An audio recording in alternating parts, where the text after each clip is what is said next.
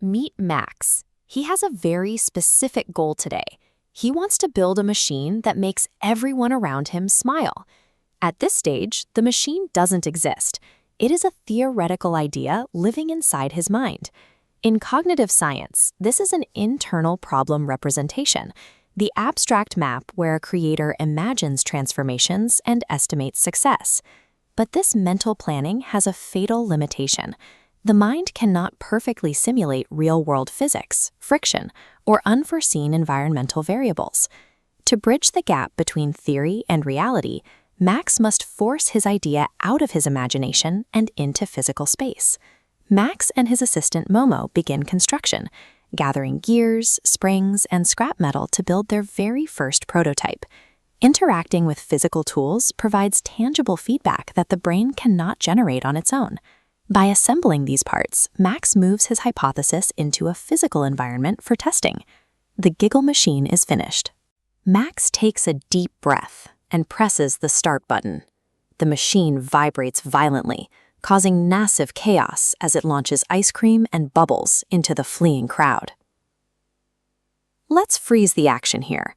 Max looks worried, but scientifically, this moment of failure is exactly what he needs. Max is in an exploration loop. An exploration loop is the phase where a creator discovers the unknown variables and boundaries of an unfamiliar problem space. This chaotic physical feedback provides the missing data required to understand why his internal representation was flawed.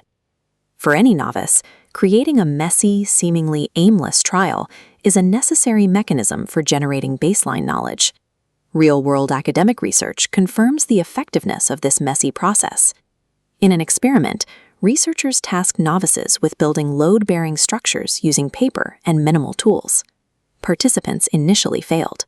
However, through physical manipulation, they realized folding the sheets into rigid, accordion-like profiles provided the structural integrity needed to support the load.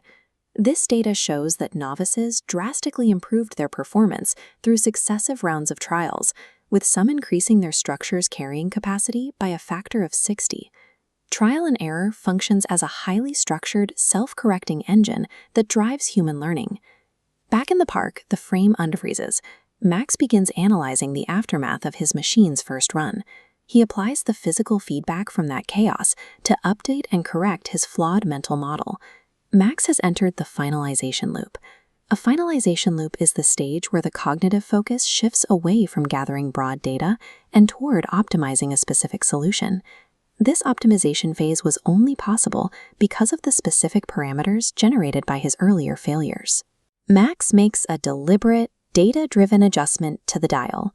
The machine begins functioning with a peaceful, rhythmic glow.